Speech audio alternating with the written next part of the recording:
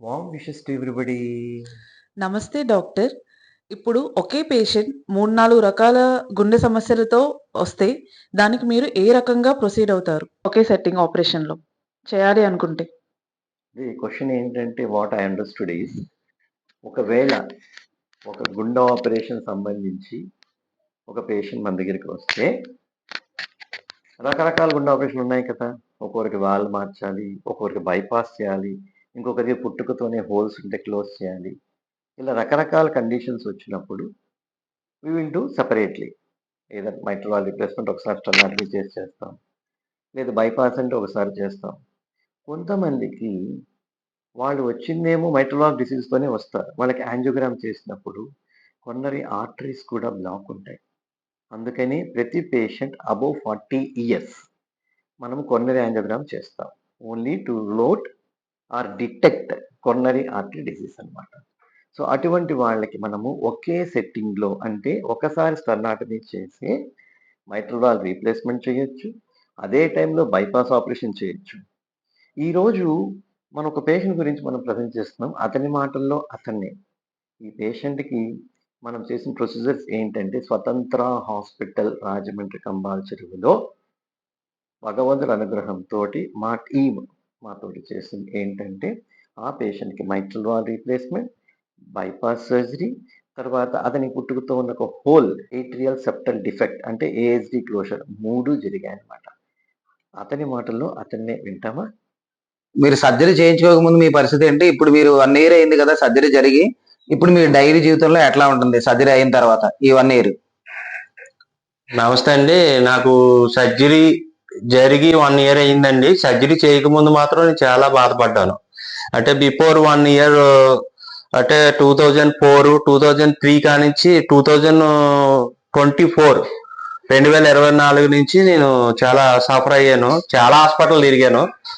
దగ్గరగా నేను కాకినాడ ప్లస్ రాజమండ్రి మొత్తం అన్ని హాస్పిటల్స్ బొల్నేని, కాకినాడ ట్రస్ట్ మొత్తం చాలా హాస్పిటల్ తిరిగానండి. ఎక్కడ చేయనన్నారు. నాకున్న డిసిషన్ ఏంటో ఎవరికి అర్థం కాదు. అన్ని రకాలుగా టెస్టులు చేస్తాం, ఎంఆర్ఐ స్కానింగ్ ఇవన్నీ మొత్తం చేసిన తర్వాత ఇక్కడ ఈ సైడ్ నాకు ఏదో బ్లాక్ అయిందని చెప్పారు. రిస్క్ తీసుకున్నారు. రిస్క్ తీసుకుని రాజమండ్రి హాస్పిటల్లోనే రిస్క్ తీసుకున్నారు. కానీ సర్జరీ చేయకపోతే బతకనన్నారు. కానీ నాకు చాలా ఇబ్బందిగా ఉంది. ఎలాగంటే నడుస్తుంటే అడుగు తీసి అడుగేస్తుంటే చాలా ఆవేశంగా ఉందా. అసలు నువ్వు పడుకుంటే అసలు పడుకునేవాడిని కాదు. నైట్ ఒక 6 నెలలు చాలా బాధపడ్డానండి. తిరిగిన హాస్పిటల్ అంటూ ఏం లేదు. ఎంత బాధపడ్డానంటే నిద్రలో లెగుతూ కూర్చుంటాం, నిద్ర లేకపోవటం చాలా జరిగినాయి. అయితే అలాగా చాలా హాస్పిటల్ తిరిగాను. తిరిగిన తర్వాత కూడా ఎక్కడ రెస్పాన్స్ లేదు.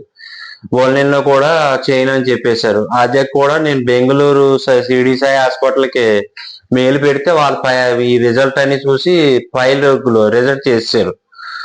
సర్జరీ అవ్వదండి, సర్జరీ చేస్తే చనిపోతాం అన్నారు. నేను అలా తిరగా నా డాక్టర్ కోదండపాండి గారి దగ్గరగా ఇలాగా నాకు తెలుసున్న రిలేటివ్స్ చెప్పారు.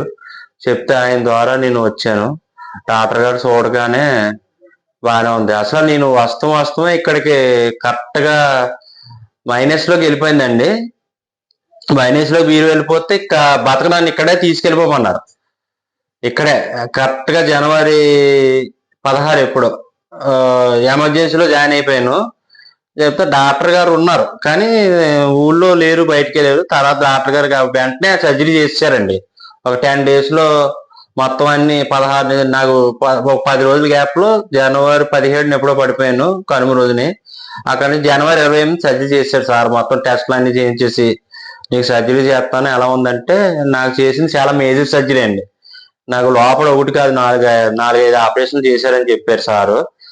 వాళ్ళు మార్చారు, ఇంకా చాలా చేశారండి.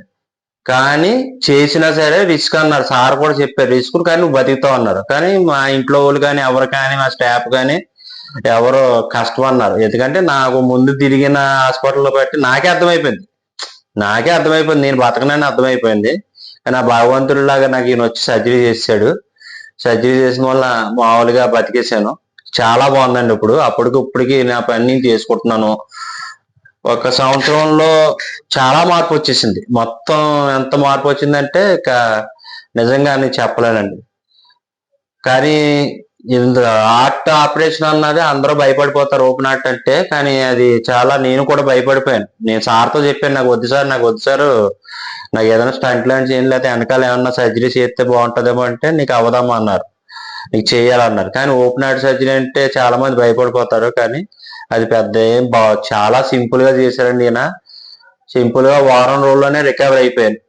వారం రోజుల్లో మొత్తం అన్ని ఓపెన్ హార్ట్ చేసిన అన్ని కుట్లన్నీ మాడిపోయి నెల రోజుల్లో నా పని నేను మామూలుగా నడిచేసాను. వాళ్ళు చాలా మంది భయపడిపోయాను, నేను ఒక 6 నెలల దాకా లెగలేము అనుకుని. కానీ నెలలోనే నేను రికవర్ అయిపోయాను. సంవత్సరానికి కరెక్ట్ గా సంవత్సరం అవుతుందండి. జనవరి 28, 2024లో 25లో చేశారు సర్జరీ. ఇప్పుడు కరెక్ట్ గా సంవత్సరం అయిందండి. చాలా బాగుందండి. డాక్టర్ గారు నిజంగా ఆయన మహానుభావుడు, దేవుడు. ఆయన నాకు లైఫ్ ఇచ్చాడు. ఆయన ఇలాంటి చాలా మంది ఉంటారు.